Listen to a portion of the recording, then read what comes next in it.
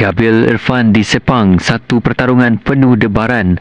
Ulasan perlumbaan motor. Assalamualaikum dan salam sejahtera. Selamat datang kembali ke Driven by Passion Motorsport.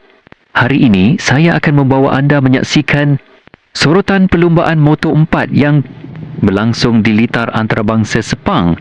Perlumbaan kali ini benar-benar menguji keberanian, ketahanan mental dan kemahiran setiap pelumba muda yang sedang memburu kejayaan di pentas antarabangsa. Sudah tentu tumpuan utama peminat Malaysia terarah kepada Kabil Irfan yang sekali lagi membawa harapan negara untuk bersaing dengan pelumba-pelumba terbaik dari seluruh dunia.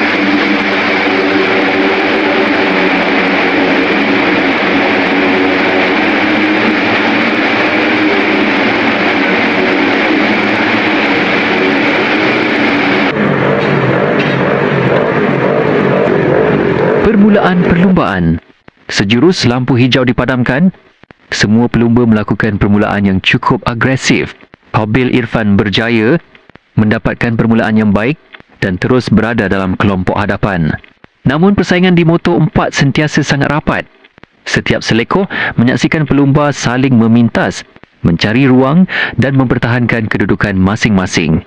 Di Sepang, setiap kesilapan kecil mampu menyebabkan kehilangan beberapa posisi dalam sekelip mata. Pertengahan perlumbaan. Memasuki pertengahan perlumbaan, kelompok hadapan mula berpecah kepada beberapa kumpulan. Kabil Irfan terus memberikan tekanan kepada dua pelumba di hadapannya. Beberapa kali beliau cuba melakukan pintasan ketika membrek di penghujung laluan lurus. Namun, lawan-lawannya juga cukup bijak mempertahankan kedudukan. Apa yang menarik, Kabil tidak terburu-buru. Beliau memilih untuk kekal tenang, menjaga tayar, mengekalkan rentak dan menunggu peluang terbaik untuk menyerang. Inilah kematangan yang semakin jelas dalam corak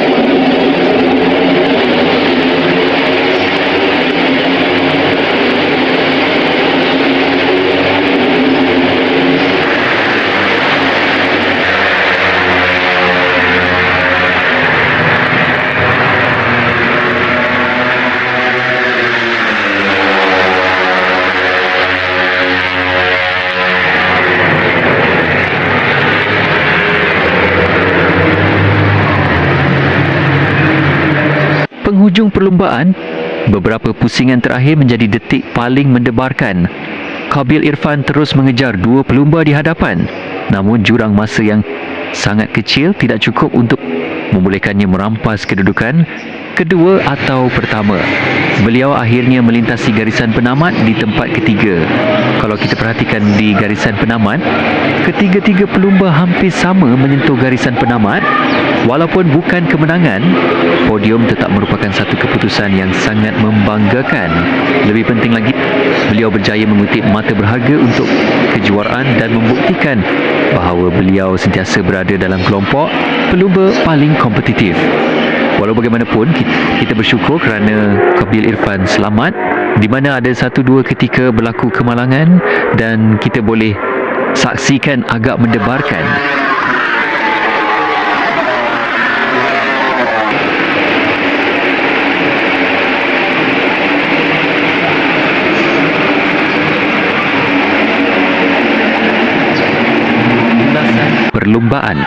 Perlumbaan kali ini memperlihatkan tahap persaingan Moto 4 yang semakin tinggi.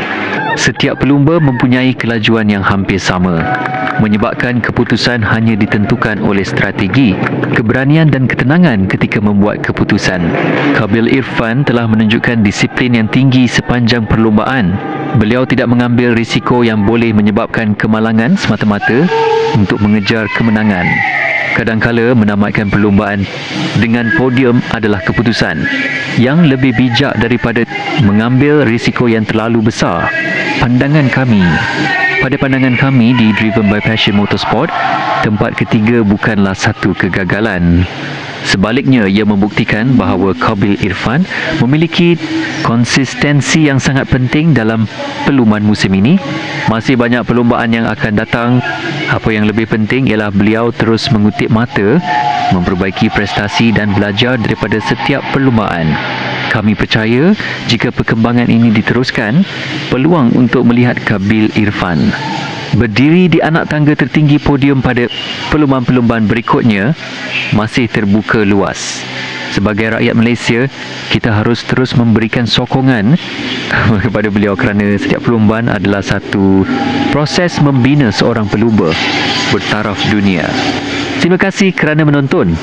Jangan lupa like, subscribe dan aktifkan loceng notifikasi supaya anda tidak terlepas liputan terkini dunia permotoran hanya di Driven by Passion Motorsport. Saya jumpa anda dalam video yang seterusnya. Terima kasih.